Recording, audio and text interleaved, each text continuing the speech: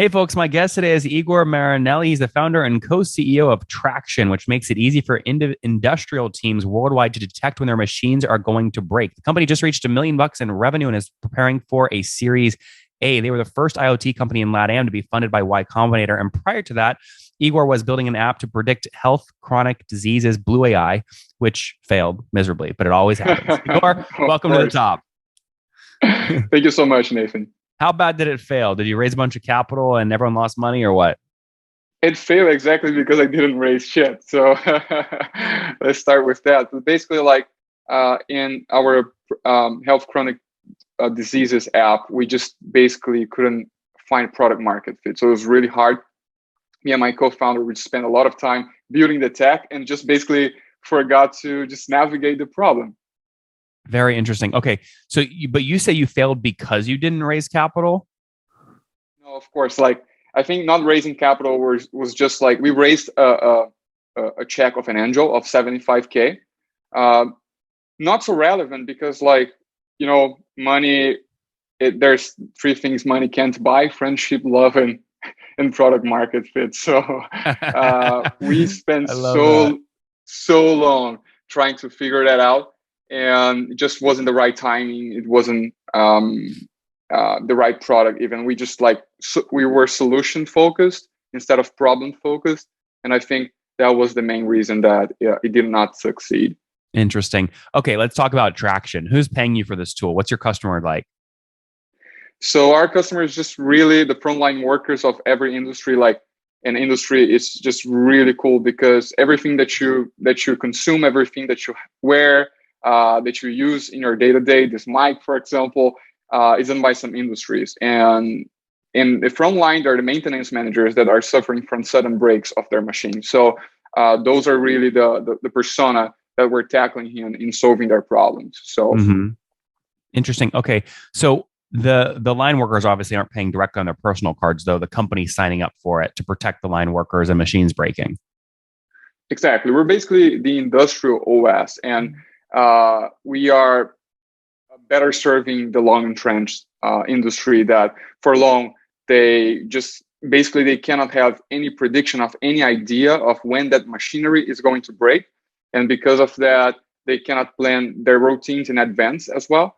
So, and the only way really to do that is by combining software and hardware and just basically providing the best in class IoT that we can. So explain to me, like Embraer is one of your customers you list on the homepage, right? So again, they're using you for online monitoring, asset management, sort of all in one place. But for them specifically, what's the piece of hardware or the frontline machinery that they're monitoring with you? So they monitor basically all the machinery that produces the airplane. So if you think about, there's a bunch of motors, engines, compressors, pumps, turbines, generators, all basically rotational machines. So I've done computer engineering, not mechanical engineering, but we learned along the way. And just the only part that we're not monitoring is the airplane itself. Everything else we're monitoring, and their assets parts, just basically to provide a better decision-making process of when to do the maintenance in a specific asset. Because if an asset fails or goes through and breakdown or in a downtime, that can cost a lot of money and sometimes the security issues for industries as well. Yeah, well, and people can die, to put it bluntly. Okay, so how are people paying you for this? What's the average customer paying per month? Well, our average MRR is basically 3K per month. So, and those customers, they have around 60 sensors as an average. And just like 60 sensors, just like 30% of what they could achieve, but it's part of the rollout model. So they start with 30% of the critical assets in the industry, and then from 3 to 3 months they review it, and now we want 30 more and 30 more and 30 more, and just roll out more sensors to more areas to cover more of the critical part of their mission, basically. Your packaging for this sensor that you send out, it looks beautiful. It's called Smart Track. What's it cost you to produce that piece of hardware?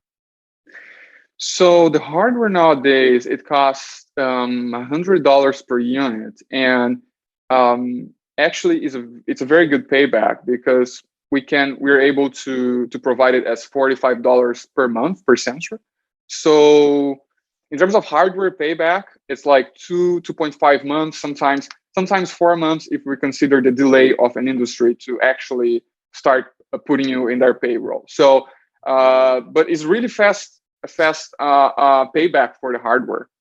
Now, is that $35 a month per sensor on top of the $3,000 a month software fee, or is it included? No, that's all included. So if you divide it like $45 per 3,000, you can see like the average of the sensors that we have in. Yeah. So I guess if each customer has 60 sensors installed on average, and it's $35 per sensors per month, that's like $21,000 per month for one customer. Is that right? No, not exactly. Okay, tell me what I'm missing. Yeah, no, basically because like if they have 60 sensors, they're basically paying $35. It's $2,100, right? So from sorry. I had an extra zero. I had an extra zero. You're right. 60 sensors, $35 a sensor per month. That's $2,100 a month there, and then the other $1,000 a month is the software fee, basically.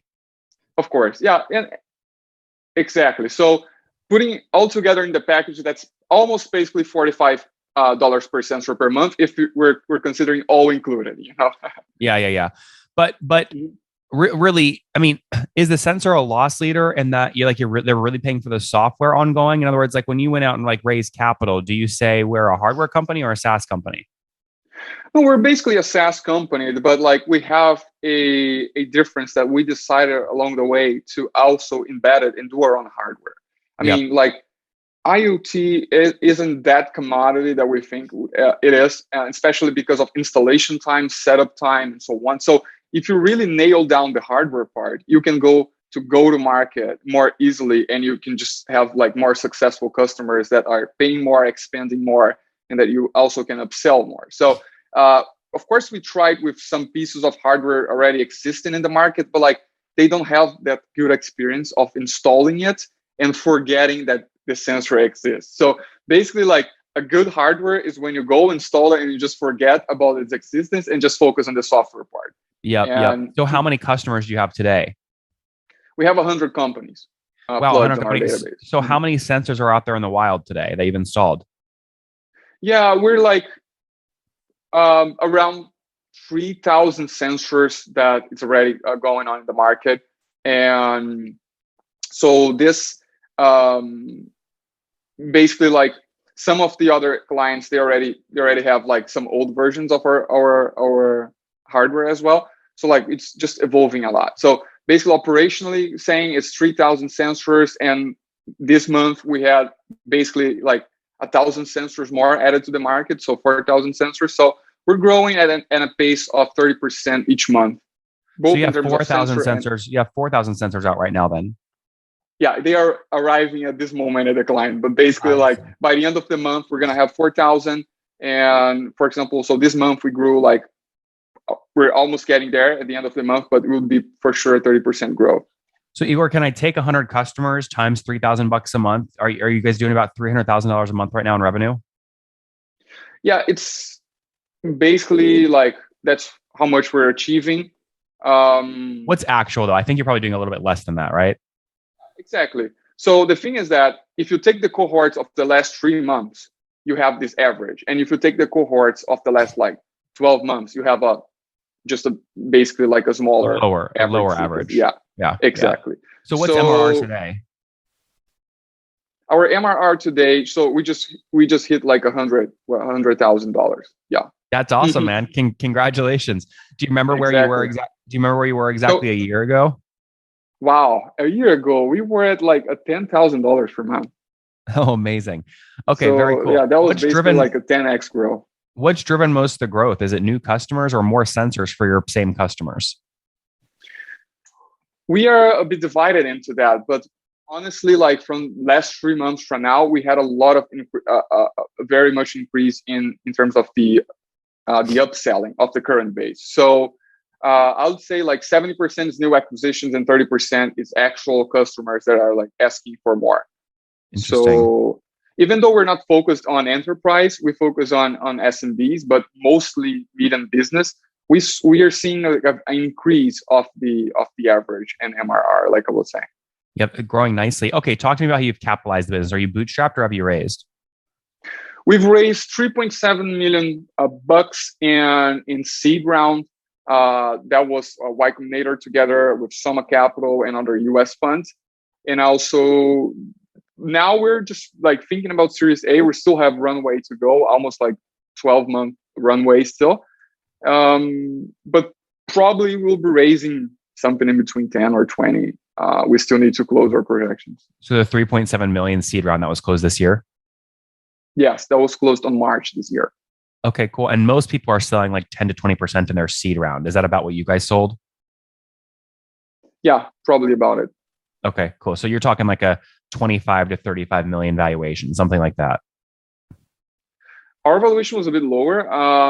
It was from basically the range like in between 15 and $20 million post money. Okay. How do you think about valuation? Obviously, you want to preserve your equity in the business, but you also want to bring on these strategic partners. I think like honestly, we're just thinking about what's gonna get the company bigger and how do we achieve more market faster. So I don't really see like I have X left or Y left. Like we still have me and my partner, we still have more than half of the company altogether. So we're just really aligning to that like whatever is best for the growth of the company. You know, it's better to have a piece of a huge cake than just a whole cake for yourself of nothing, right? And so did you and your co-founder split it 50-50 at the start? Yeah. Exactly. Okay, got it. And did you guys set up an ESOP pool for your employees? Yeah, we have a 12% stock options. Interesting. Okay, so this could be something like 12% for them, 30% for each of you. So that's like 72%. And then like investors own maybe the other like 28%, something like that. Yeah. Exactly. Very cool. Healthy cap table. Love this business. You guys, you probably already know this. Your net dollar retention in like a year, 2 years, 3 years, it's going to be through the roof because no one's going to uninstall all this hardware. Exactly. I think that's the main strength of our business. Actually, like we're able to consistently, if we stop selling right now, stop new acquisitions, the company will for sure double in a year just with the current customer base if we consider no churn, right? So it's just like what is churn today of the current base. Our churn today is like 1.5% month maximum. Okay.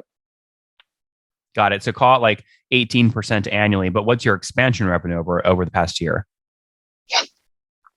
Do you know? So which is over the course of this year, we've done the dollar-based net expansion rate was basically like 118%. 180? No, 118%. 118. Okay, got it. Yeah. Got it. So you've got 18%, you've got 18% churn, 36% expansion for a net dollar retention of 118%. Exactly. Yep. Those are pretty healthy numbers. That's very cool. All right. How do you sign up more customers? So we just figured how to build like a very good go-to-market focus on the SMB because they're basically the most unassisted. We also do some enterprise, but it's really not the focus right now. But basically we just like bet a lot in outbound and inbound marketing nowadays. Yep. So we're having about like, the thing is, how do we increase acquisitions, right? Because our sales conversion rate, so from a qualified lead, and we have about like 100 qualified leads a month to an actual sale, it's basically like 27%, some months like 25%, the conversion rate. So our conversion rate is really high. But because like high. those customers, they're very, let's say we have like 300,000 in Brazil, summing up all Latin America, we have like 600,000 companies to achieve. And basically it's like, how do we achieve them faster? And a lot of this answer is basically producing content and producing webinars and courses as well to just get very close to this persona that it's kind of exclusive in this market. So we had to be very careful to build like basically a very original sales funnel in terms of that. Understood. Site looks good. We're running out of time here. Quick question on team. How many folks full time today? Nowadays we have like 60 people. 60, and how many engineers? Yeah. engineers is basically like summing up all the companies. Basically, like 40 people are engineers, and Wow. the 20 other we're talking about sales and marketing. All right, let's wrap up, Igor, with the famous five. Number one, favorite book. My favorite book for sure is Hard Things About Hard Things. I think it's very known in Silicon Valley, but it's really good. Number two, is there a CEO you're following or studying? Well, I'm studying a lot the new CEOs that are like taking down the companies in US. So for sure, Google CEO after they replaced and so on. I think there's a lot of learning in terms of how they're looking for the market and the next steps. Number three, what's your favorite online tool for building traction? Favorite online tool? That's good. Well, I gotta say, I love HubSpot. I don't know what I would do without them. Number four, but I also love some other tooling, like Retool also helped our business to do like internal tooling. Very cool. All right. Number four, how many hours of sleep do you get every night? Wow. I'm generally like burning the midnight oil, but I'll say 6 hours a night. And it's not because I wake up early. It's because I go to sleep very late. And Igor, what's your situation? Married, single, kids? I'm married with a Polish wife, actually. Yeah. How many kiddos, if any? No kids yet, and no dogs. So we're no kids, no figuring dog. out the dog part first. All right. And Igor, how old are you? 20 what? 24. 24. Okay. Last question. Something you wish you knew when you were 20. That I had dropped out college faster. Guys, drop out faster. Traction is helping frontline workers manage the quality of those frontline tools they use to understand when they need maintenance and things like that. They were doing $10,000 a month in revenue a year ago, now $100,000 a month in revenue. Great model where it's IoT plus SaaS, really high net dollar retention. They have over 3,000, 4,000 sensors installed. They have 100 customers that pay about $45 per month per sensor, plus software on top of that. So scaling quickly, 3.7 million raising their seed round at a valuation of 15 to 20 million, scaling quickly with 60 folks on the team, 40 engineers. Igor, thanks for taking us to the top. Thank you so much, Nathan. One more thing before you go. We have a brand new show every Thursday at 1 p.m. Central. It's called Shark Tank for SaaS. We call it Deal or Bust. One founder comes on, 3 hungry buyers, they try and do a deal live, and the founder shares back-end dashboards, their expenses, their revenue, ARPU, CAC, LTV, you name it, they share it. And the buyers try and make a deal live. It is fun to watch every Thursday, 1 p.m. Central. Additionally, remember, these recorded founder interviews go live. We release them here on YouTube every day at 2 p.m. Central. To make sure you don't miss any of that, make sure you click the subscribe button below here on YouTube, the big red button, and then click the little bell notification to make sure you get notifications when we do go live. I wouldn't want you to miss breaking news in the SaaS world, whether it's an acquisition, a big fundraise, a big sale, a big profitability statement, or something else. I don't want you to miss it. Additionally, if you want to take this conversation deeper and further, we have by far the largest private Slack community for B2B SaaS founders. You want to get in there. We've probably talked about your tool if you're running a company or your firm if you're investing. You can go in there and quickly search and see what people are saying. Sign up for that at nathanlatka.com/Slack. In the meantime, I'm hanging out with you here on YouTube. I'll be in the comments for the next 30 minutes. Feel free to let me know what you thought about this episode. And if you enjoyed it, click the thumbs up. We get a lot of haters that are mad at how aggressive I am on these shows, but I do it so that we can all learn. We have to counter those people. We got to push them away. Click the thumbs up below to counter them and know that I appreciate your guys' support. All right, I'll be in the comments. See ya.